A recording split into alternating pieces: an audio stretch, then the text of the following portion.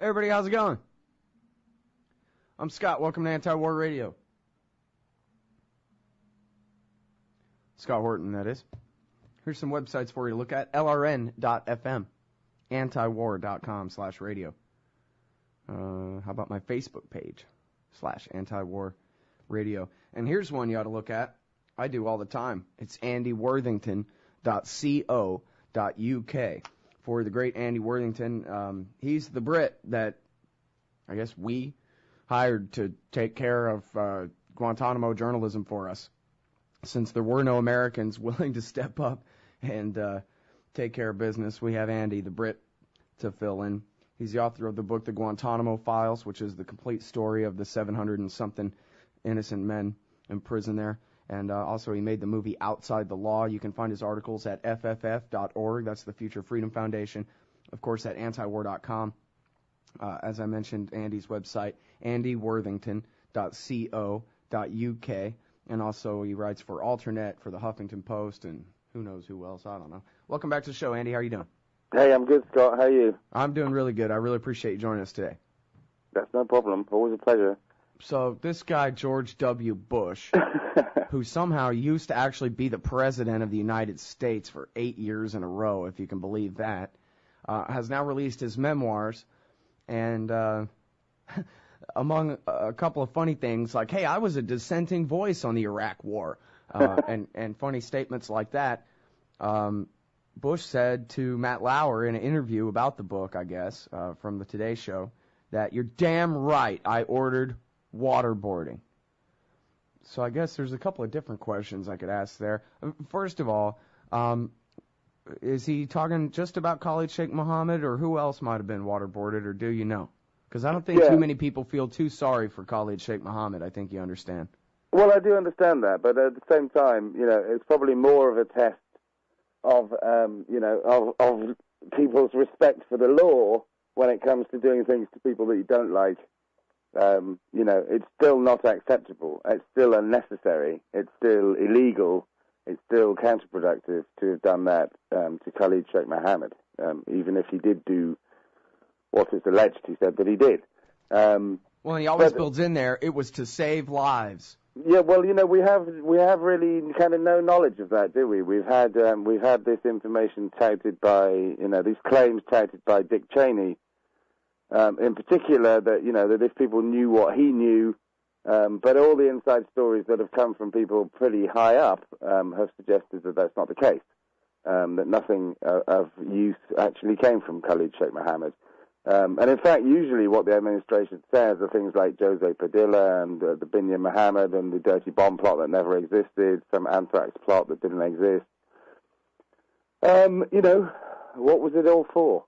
Lies to justify war. The thing that I've heard, Scott, is that, I haven't seen a copy of the book yet. My colleague Jason Leopold has got an advanced copy, and he has told me that he also does talk about authorizing the waterboarding of Abu Ghraib, which would have been about a year, the year before Khalid Sheikh Mohammed, sometime in 2002.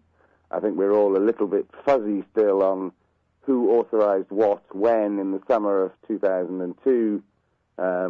But I think the picture we get really is of George Bush being informed of everything that was going on and pretty much having to approve it.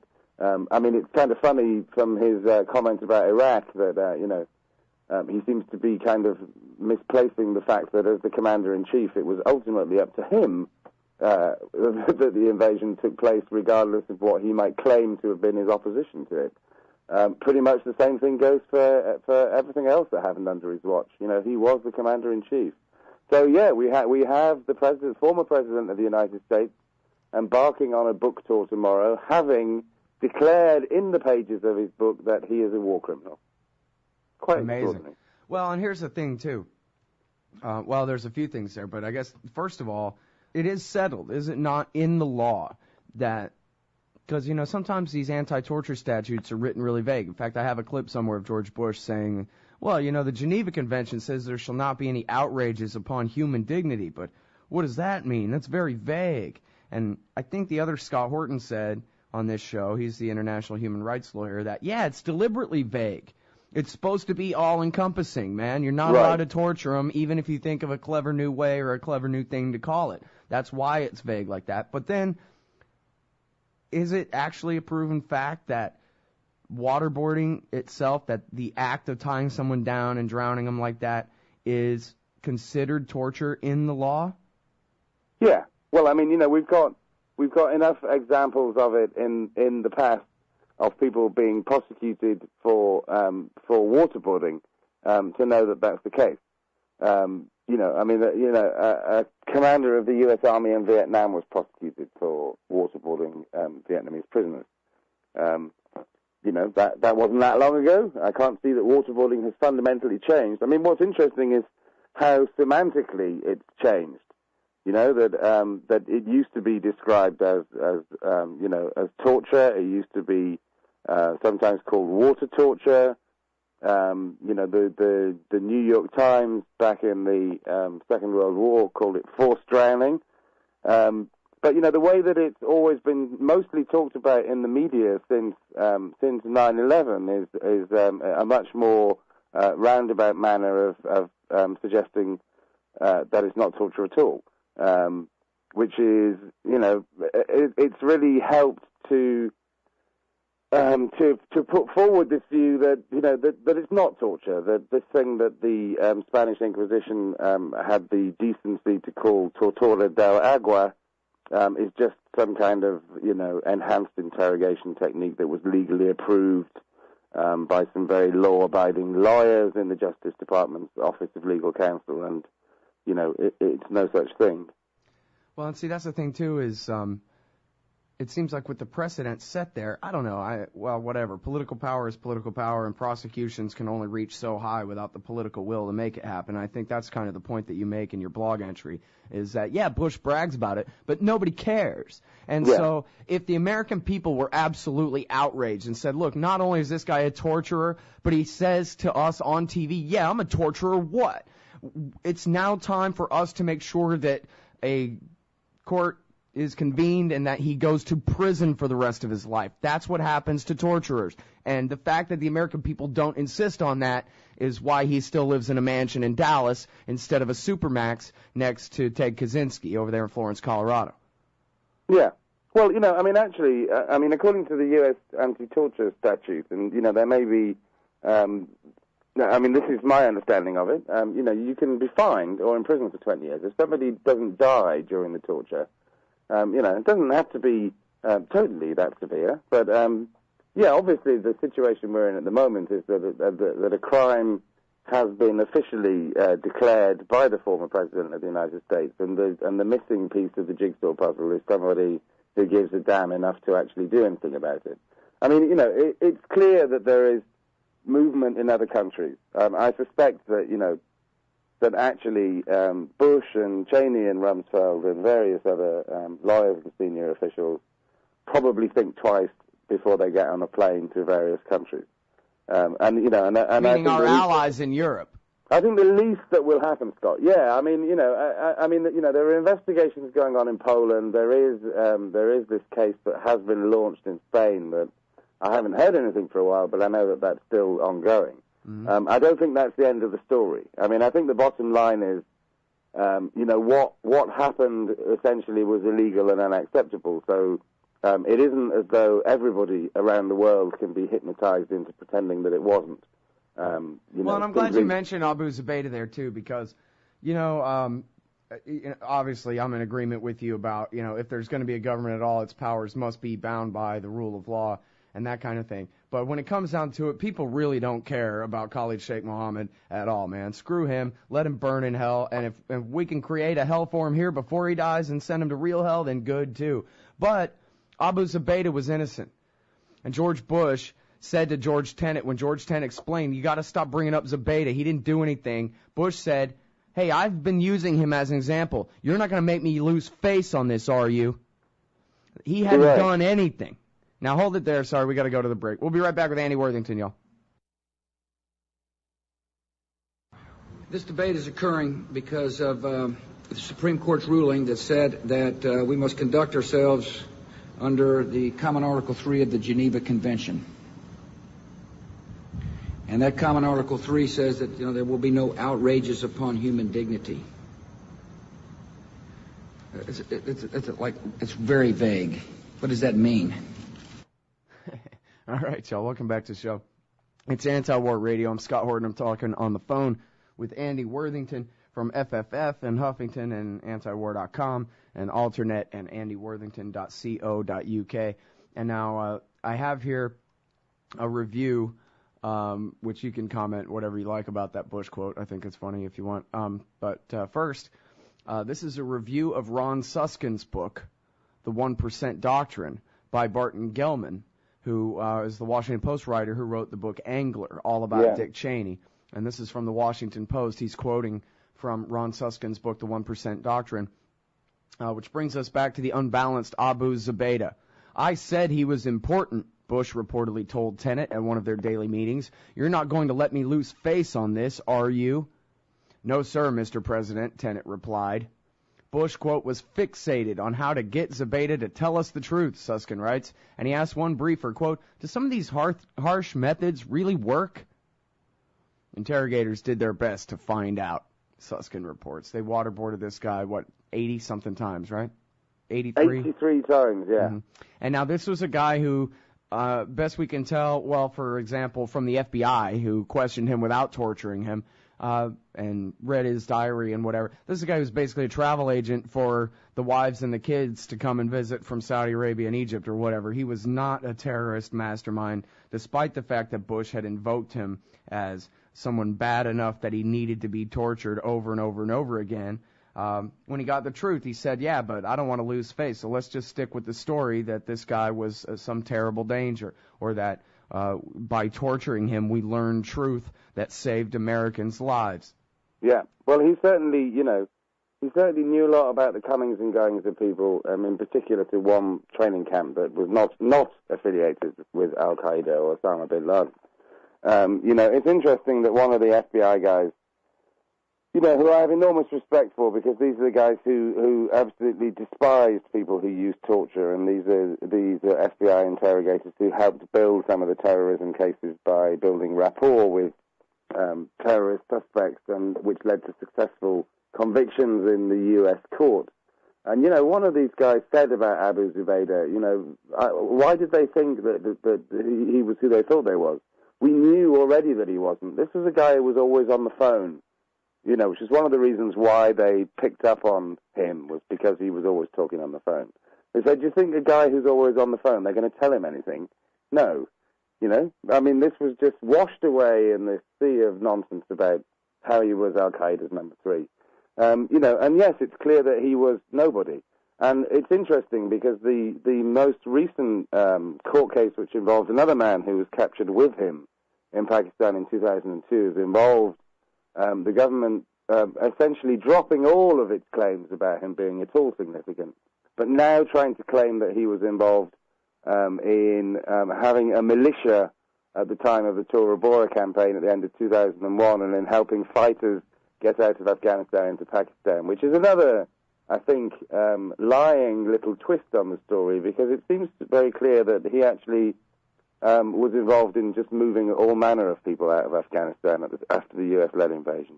Right. Well, and of course, women, children, civilians, and some fighters as well. But this is basically it's actually part of the story, Scott, that I've never known how much to focus on. There are so many people in Guantanamo, for example, who were rounded up in house raids and are supposed to all have been terrorists, whereas actually it seems that there was a lot of activity which involved, quite understandably, I think, given the hostility that was around in Pakistan, Arabs helping other Arabs to escape out of Afghanistan, to try and get home, to try and not get captured by the Pakistanis or the Afghans in the Northern Alliance, who would sell them to the Americans. Right, that doesn't make him a friend of Ayman al-Zawahiri. And, of course, at Tora Bora, when bin Laden and Zawahiri escaped, it was because the CIA hired the rapist, murderer Hekmatyar, war criminal, warlord Hekmatyar, to do their fighting for them. And he laughed, took the money, and helped Osama bin Laden escape, and later bragged about it and laughed in America's face about it. And, of course, Seymour Hersh wrote the article The Getaway in the New Yorker, and there was a lot of follow-up about this, too, that they actually used American planes to help the Pakistanis get their guys out. And they did a massive airlift of nobody knows who. So as long as Dick Cheney is opening up airspace to help the Taliban escape from Afghanistan, and Lord knows who else, then it seems pretty strange that they would go after, some nobody for doing the very same thing. But, you asked earlier kind of rhetorically, Andy, well, what's the purpose of all this torture anyway? George Bush asked this question, too, here, according to Susskind. Do these harsh methods really work? And, of course, the answer is yes, they work. But work to do what? They work to get lies. And, Sheikh al-Libi was tortured into saying that Saddam Hussein had taught al-Qaeda guys how to use weapons of mass destruction, chemical weapons and whatever. And why? Because his torturers were saying, tell us about Saddam Hussein, tell us about Saddam Hussein. And he was going, all right, fine. Apparently you guys want to hear about Saddam Hussein. This Washington Post article, this Barton Gellman review of Suskind's book here, says that under the torture of waterboarding, threatening him with certain death, withholding medication, and of course a lot more has come out about the kind of treatment that this guy underwent, the Red Cross report and others. But it says here, under that duress, he began to speak of plots of every variety against shopping malls, banks, supermarkets, water systems, nuclear plants, apartment buildings, the Brooklyn Bridge, the Statue of Liberty. With each new tale, thousands of uniformed men and women raced in a panic to each target. And so Susskind writes, the United States would torture a mentally disturbed man and then leap screaming at every word he uttered. But is that because Tom Ridge and George Bush and Dick Cheney are really that frightened? No, it's because they're liars. It's because they needed 100 orange alerts to keep the American people afraid in the run-up to the war against Iraq, which had absolutely nothing to do with the attack on our country. Well, I'll tell you what. I mean, it's interesting because you mentioned Libby, who was the guy who was also captured at the end of 2001, ran the Kaldan training camp, the one that was closed down by the Taliban because he wouldn't work with al-Qaeda. The guy that they sent to Egypt and waterboarded and got him to say that there were connections between Saddam Hussein and al-Qaeda. Now, the interesting thing is that this was early 2002, and it remains kind of the most monstrous thing to me, really, that let's look at the timescale here of what's going on and why. Why did they want him to make these confessions? Because I think it becomes quite apparent that almost while Tora Bora was happening in early December 2001, the Bush administration had taken its eyes off Afghanistan and was looking for Iraq and was looking for an excuse to invade Iraq. So while you had primarily Dick Cheney, but, the administration as a whole, but Dick Cheney, I think, is the driver. Andy, hold for a second. We got to take this break. Can I keep you another 10 minutes? Yeah. All right, good deal. Hang on. So I don't know where he is. Nor, I just don't spend that much time on him. I repeat what I said. I truly am not that concerned about him. Bin Laden, that is. There is no doubt that Saddam Hussein now has weapons of mass destruction. Weapons of mass destruction. Botulinum, VX, sarin, nerve agent. Iraq and al-Qaeda. Iraq and al-Qaeda. Terrorism. Cyber attacks. Nuclear program. Biological weapons. Cruise missiles, ballistic missiles. Chemical and biological weapons. Iraq. All right, y'all, welcome back to the show. It's Anti-War Radio. I'm talking with Andy Worthington about how Dick Cheney and George W. Bush tortured some innocent, some somewhat guilty men into implicating Saddam Hussein in cooperation with al-Qaeda. If you could have been made to believe that he actually did 9/11 or the anthrax attack, then so much the better. But that's what this whole torture regime was really all about. Wasn't it, Andy? Well, that's what I was saying before we went to the break, Scott, really, is that, I still think the single most disturbing thing is that when you realize that by the end of 2001 they were looking for an excuse to invade Iraq, then when you had all that rhetoric throughout 2002 about all the things that they were doing that they couldn't tell us about, that was to keep us safe, that was to stop another attack, that it was the fear of another attack, they'd completely given up on thinking that there would be another attack. They were cynically torturing people to find an excuse to invade Iraq. Right. That and seems now, pretty for those treasonable to me. Don't you think? Yeah, well, I mean, for those of us who never believed in these people for a minute, it was crazy to watch really, from right after September 11th, the neocons sent the letter to Bush. William Safire wrote a thing in the New York Times saying the Big Mo, the big momentum. Just now that we're at war, go ahead and hit Iraq too and whatever. From the very beginning after September 11th, the neocons were talking that way. And from the very beginning of 2002, the Bush administration was talking that way. And they basically said, look, we're going to Iraq, and we're going to tell you any lie that we need to tell you to keep you afraid between now and the time we're ready to go. So, ready, set, go. Here's a bunch of lies. And then orange alert after orange alert, as though there were 500,000 al-Qaeda in the world, all of them on their way here every day. I remember driving down the road and hearing the top of the hour news say, there's a new orange alert, a new terror alert, a school somewhere in Texas could be targeted. Well, yeah. Andy, there's got to be 50,000 schools in Texas, man. But they go, oh, no, be afraid, be very afraid. And this is, like February 02 or something. They might blow up your kid at school today. Don't you think we need to have a war against Iraq? Yeah. Well, and they're still trying to make people scared. That's the thing. We haven't really spoken today, Scott, about Guantanamo, which I've been studying all these years, where 174 men are left. But, it's ground to a halt. A couple of guys were freed in Germany, must be a couple of months ago now, but nobody's going anywhere. Nobody's leaving. Nobody wants to find a way to get anybody to leave. I recently was reading about how a couple of senators, Jeff Sessions and Kit Bond is retired now, but Jeff Sessions is still there. They sent some of their staffers to Europe to see if they could find any problems with the prisoners who'd been released in Europe. How cynical is that? No prisoner has been allowed to be released by President Obama without that prisoner being vetted by Congress. Congress actually holds on to prisoners for 2 weeks, which is illegal. It's unconstitutional. They are held as congressional prisoners for 2 weeks, whether they've won a court case, whether the executive has decided they can leave. Wait, Congress, what? Wait. Congress gave itself the right to hold these people for 2 weeks before they're released. So everybody who's been released in Europe, they know is not a threat. Well, wait a minute. Okay, I'm completely ignorant about this part of it. Congress has no police force. At least the judges have the marshals. But how does Congress order someone arrested? They just don't let them go. Basically, the executive or the courts can say, we are going to release this man. We have a country that we're going to send them to. They may have won their habeas petition. The executive may have decided that they can be released. Congress said, no, we want the right to have 2 weeks to decide what we're going to do with Well, it comes down to the purse string that we won't pay for his release until we're satisfied. Is that it? They could argue with the purse strings if it was in the case of somebody who had not been declared innocent. But they've done this with people who, they did this with the Uyghurs as well, essentially. So they've done it with people who have been cleared, innocent people who were wrongly held at Guantanamo. They've said, no, we still insist on our right to review their case for 2 weeks before you can do what you want to do about it. Well, and this is how it has been. Now the Republicans are in charge of the House of Representatives starting in January, Andy. What difference is that going to make? Eh? I mean, everything that Obama didn't do while he had the chance, he now is going to have no chance of doing whatsoever. So are we going to see 9/11 trials for Khalid Sheikh Mohammed and these guys? I don't think so. Are we going to see any more people released when anything can be dressed up in a vaguely contentious manner?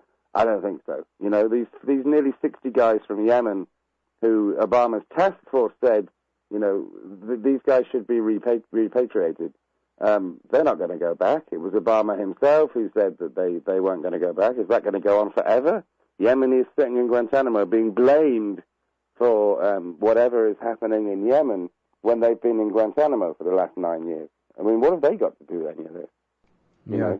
Well, and no less than Colonel Larry Wilkerson, Colin Powell's right-hand man at the time, said on this show that it's so obvious that everybody at Guantanamo was basically innocent until they closed down the secret black site torture prisons, supposedly anyway, some of them anyway, and brought the actual few real bad guys like Ramzi bin al-Shibh and Khalid Sheikh Mohammed to Guantanamo. And in fact, the fact that according to him, the fact that they closed down those secret prisons and finally brought these guys to Guantanamo in, I guess, 2006, was proof that all the guys who were already there were nobodies.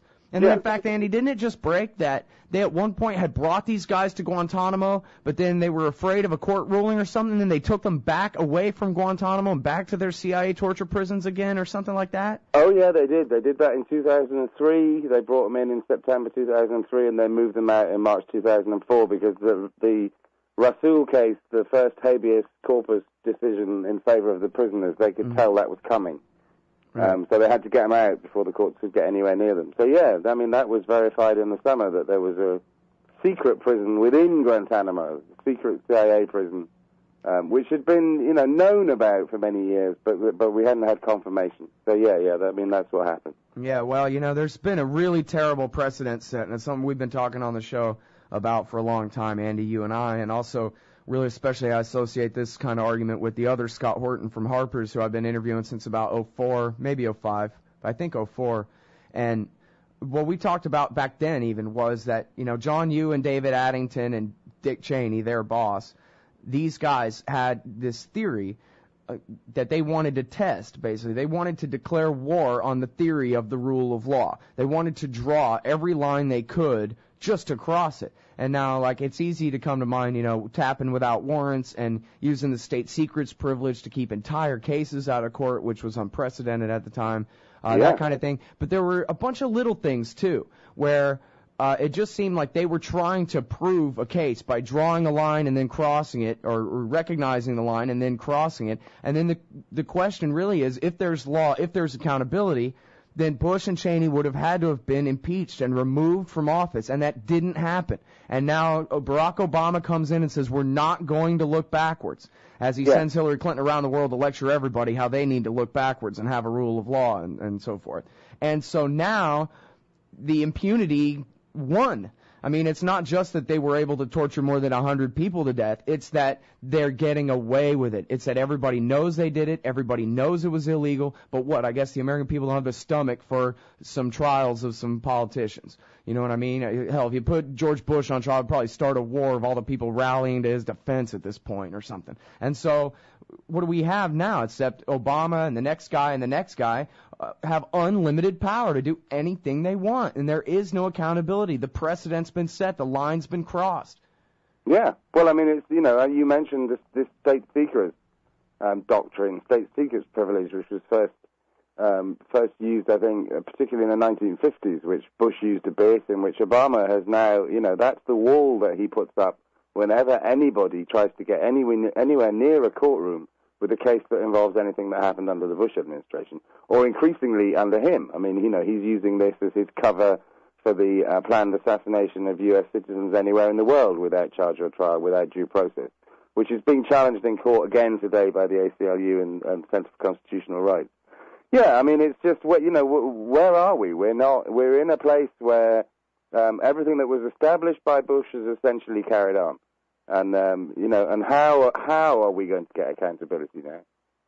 I don't know. Yeah, especially when... We certainly need to. There's just no political pressure for it. That's the worst thing. It's like the poll said 12% of the people believe in the Afghan war, but what small percentage care enough about it to really oppose it, Or how do we do that?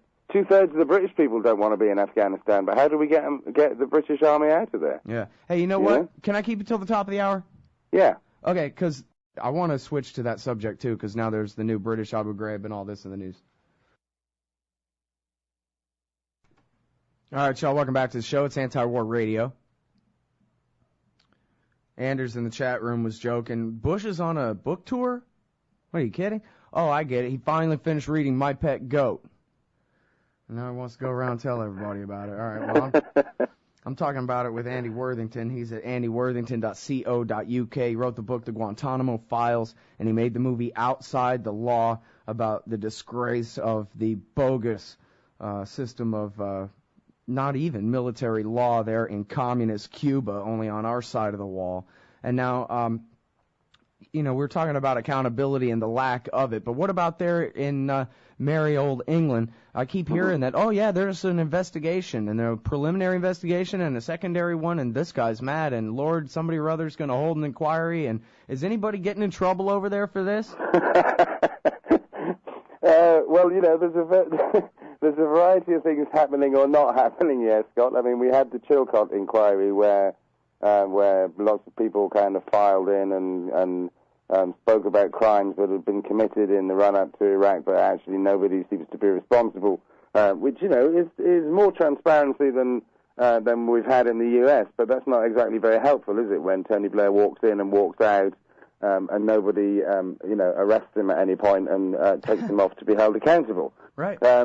I mean, what is happening that's probably much more serious is court cases into British abuse and torture and murder.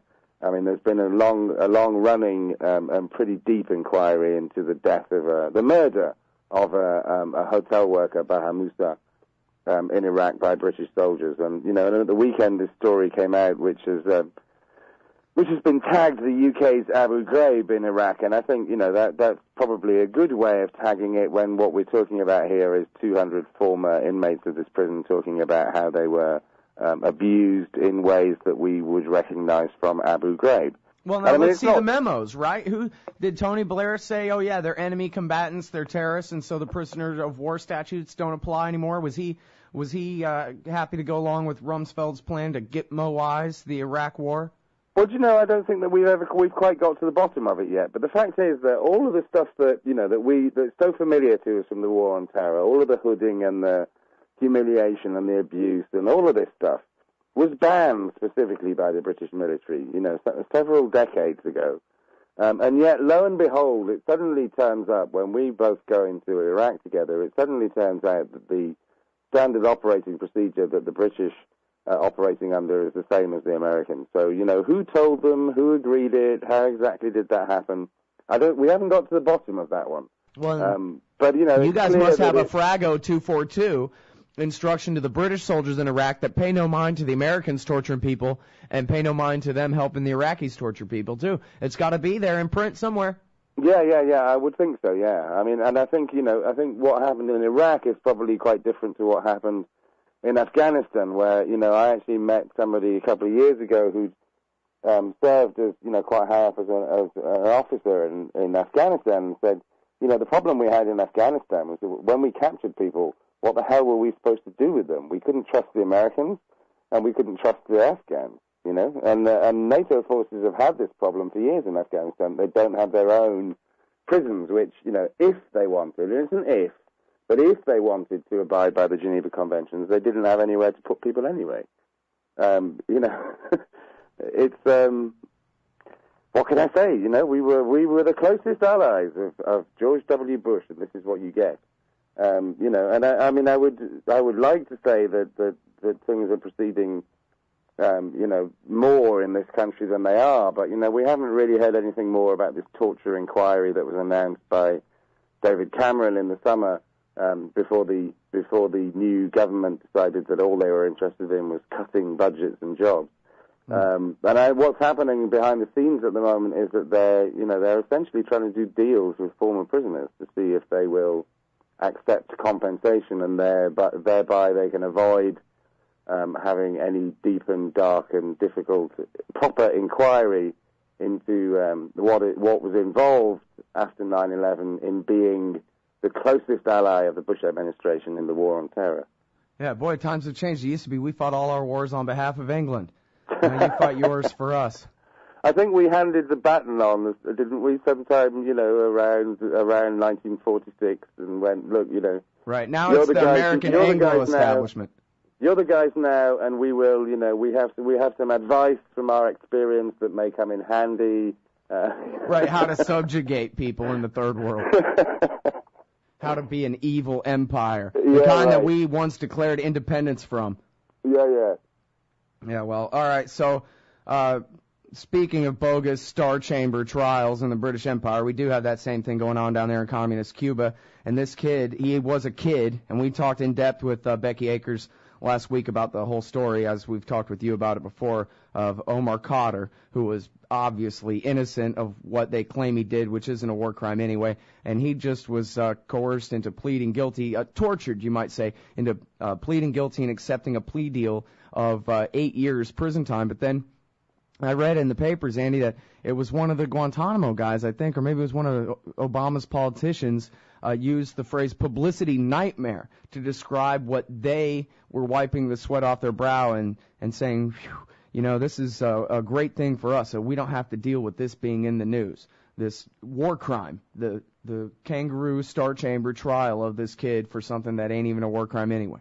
Oh, what, that they got it out of the way in a week and nobody was supposed to notice? Right. That's right. Well, and in fact, let me add one thing to that, and I'll get your judgment on this because I'm sure you do know at least some about it. Becky Akers on this show said that Omar Khadr has a really good lawyer, a really brave, stand-up guy who has just done the yeoman's work on this thing and, gives into nothing, and that he told Khadr, take this deal. It's the best chance you got. Yeah. Well, I mean, I think by the time it reached, I mean, we can see, the prosecution in this truncated 1 week of hearings that they had after Khadr signed his deal where he admitted to doing everything, that he couldn't possibly have done and that even he wasn't allowed to do. I mean, that plea deal is full of, repeatedly they say that he knowingly, consciously did this, that, and the other. It's like he didn't. He was 15. When you're 15, you have been taken there by your father, it is your father's responsibility for what you do. He was not an adult, he was a child. But yeah, I mean, the prosecution asked for 25 years, the military jury gave him 40 years. I'm sure that Omar's Canadian lawyers knew what was going to go down.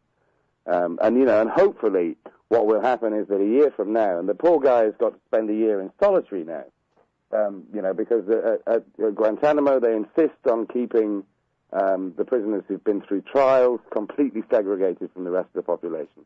So he's got to endure a year in solitary. He'll go back to Canada, and I'm very much hoping that these great lawyers that he's had will be able to, get him out. I think this kid has served enough. But the joke is, the bitter, horrible, dark joke is on the United States and is on the Obama administration for having prosecuted a former child prisoner who should have been rehabilitated for invented war crimes, for actually committing to print and getting him to sign his name to it, that there was no circumstance under which he was allowed to be in combat, that he was an alien, unprivileged enemy belligerent who had no right under any circumstances ever to fight back against United States soldiers, and when he did, that made him a war criminal. It's like, I'm sorry, but I thought that Lewis Carroll and Alice in Wonderland was a very long time ago. But this is rewriting the rules of war. All right, now help me keep score here. We have David Hicks, who was the Australian, and he was given $50 in time served like night court and let to go back to Australia. Was let back. I can't speak English, but you know what I'm trying to say. And then now there's this kid. Who else has actually successfully been prosecuted and released or held? I forget anymore. What's the score? Okay, we got Hamdan, the cook, and we've got, or it was Hamdan, the driver, and one more. Yeah, well, the two more. Ali Hamza al-Balou, who made a propaganda video for al-Qaeda, who didn't want to mount a defense, and therefore didn't mount a defense, and was convicted after being silent for a week in what can only really appear to be a one-sided show trial. And in the summer, Obama's first great achievement was a plea deal for Ibrahim al-Khozi, who was a kind of sometime handyman for the al-Qaeda entourage. That still hasn't come out publicly, but we think that he's getting 2 years in exchange for capitulating to whatever demands were made on him. So we got the cook, the driver, the handyman, the videographer, and the child. Yeah. And what's interesting as well, Scott, is that, Khadr, after signing his life away on this thing, has no right to challenge any of it. But Hicks's deal was for providing material support to terrorism, which isn't a war crime, and so was Salim Hamdan. Yeah, well, I'd say we tear the whole damn thing down brick for brick and abolish the state. Absolutely. I'll get over there with you, with a flotilla with you, Scott, yeah? Yeah, this time we'll need the British's help to overthrow our own government. All right, thanks, man. Appreciate it. It's a pleasure as ever. Cheers, Scott. Bye. Everybody, that's AndyWorthington.co.uk.